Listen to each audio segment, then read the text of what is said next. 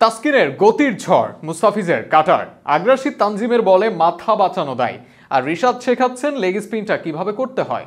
বাংলাদেশের বোলাররা উড়ন্ত ছিলেন ম্যাচে, বরাবরই থাকেন দুর্দান্ত। তবে ব্যাটিংয়ে বাংলাদেশের বরাবরের সমস্যার কারণ কিন্তু বাংলাদেশের এই বোলিং লাইন আপ ভেঙে দিতে পারে যে কোনো ব্যাটিং লাইন আপ। বাংলাদেশের বোলারদের দুর্দান্ত বোলিং ও তাসকিন ফিজদের ভয়ঙ্কর হয়ে ফিরে আসা এক করে জানাবো শরীফুল ইসলামের লেখা প্রতিবেদনায়।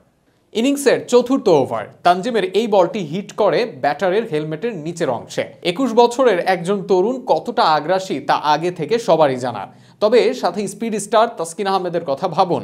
ইনজুরি থেকে সরাসরি ম্যাচে, কোনো প্রস্তুতি ম্যাচ নয়, কোনো সিরিজ নয়, এসেই দিলেন 2 বলে 2 চার, কিন্তু তার পরের বলে বোল্ড করে ফেরালেন ব্যাটারকে।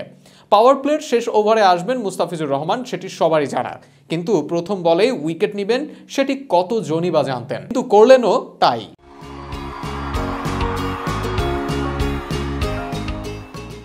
প্রথম বলে উইকেট পাওয়ার পর রিশাদ যে দ্বিতীয় ডেলিভারিটা করেছিলেন হাসানাঙ্গার জন্য তা ছিল দুঃস্বপ্ন, আর বাংলাদেশি সমর্থকদের জন্য ছিল চোখের শান্তি। অর্থাৎ আজ সাকিবের একটি ওভার ব্যতীত বাকি সবগুলো বোলারই ছিলেন দুর্দান্ত, আর সাকিব আজ খারাপ করলেও এমন দিন আসে না হরহামেশা। কিন্তু এবার প্রসঙ্গে আসি, বাংলাদেশের বোলাররা এত অসাধারণ বল করলেন, পাওয়ার প্লেতে রানের ফোয়ারা হওয়ার পরও 124 রানে প্যাকেট করলেন শ্রীলঙ্কাকে, যা প্রমাণ করে বাংলাদেশের বোলিং লাইন আপের শক্তিমত্তা। কিন্তু ব্যাটিংয়ে বাংলাদেশ বরাবরই দুর্বল। বাংলাদেশ আজ পর্যন্ত যত ম্যাচ জিতেছে তার বেশিরভাগই ছিল বোলারদের কল্যাণে। তবে সেকালের মোহাম্মদ রফিক, রাজ্জাক হয়ে মাশরাফি, সাকিব কিংবা একালের মুস্তাফিজ, তাসকিনরা বরাবরই নজর কেড়েছেন সবার। শ্রীলঙ্কার বিপক্ষে ম্যাচে দারুণ শুরু করেছিলেন তানজিম সাকিব। ইনিংসের প্রথম ওভার করা তানজিম সাকিবই করেছেন শেষ ওভার। নিজের করা 4 ওভারে মাত্র 24 রান দিয়েছেন সাকিব জুনিয়র, অথচ পাওয়ার প্লেতে 2 ওভার আর ইনিংসের শেষ ওভারও বল করেছেন তিনি, নিয়েছেন 1 উইকেটও। স্কোয়াডে জায়গা পাওয়ার পর সমালোচনা হয়েছিল তাকে নিয়ে, আর তিনিই করেছেন অসাধারণ। দলের দ্বিতীয় পেসার হিসেবে বল করতে এসে প্রথম 2 বলে 4 হজম করা তাসকিন এনে দিয়েছিলেন প্রথম wicket.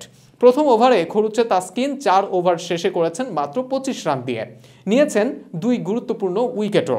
Speed star Taskin injury থেকে বারবার এভাবেই ফেরেন, আর এবারও ফিরেছেন। পেসারদের মধ্যে অতুলনীয় ছিলেন মুস্তাফিজুর রহমান। 4 ওভারে মাত্র 17 রান দিয়েই 3 উইকেট নিয়েছেন। সেজন্য তো বটেই, তার চেয়ে বড় ব্যাপার হচ্ছে দলকে বিশ্বাস দেওয়া যে আমরা ঘুরে দাঁড়াবো। তার করা 6ষ্ঠ ওভারে মূলত ম্যাচে ফেরে বাংলাদেশ। তবে দলের সবচেয়ে নজর কাড়া ছিলেন রিশাদ হোসেন। গুরুত্বপূর্ণ সময়ে বল করতে এসে ব্যাক টু ব্যাক 2 বলে উইকেট তুলে ম্যাচের লাগাম হাতে নেন রিশাদ, আর পরের ওভারে এসেই আবারও লিটনের স্ট্যাম্পিংয়ে উইকেট তুলে নেন রিশাদ। 4 ওভার বল করে নিয়েছেন 3 উইকেট। নিজের বিশ্বকাপ অভিষেকে 4 ওভারে দিয়েছেন মোটে 22 রান। সব মিলিয়ে শ্রীলঙ্কার সঙ্গে ব্যাটাররা যাই করুক, বাংলাদেশের বোলাররা ছিলেন বিশ্বমানের, যেটি বরাবরই থাকেন আর কি।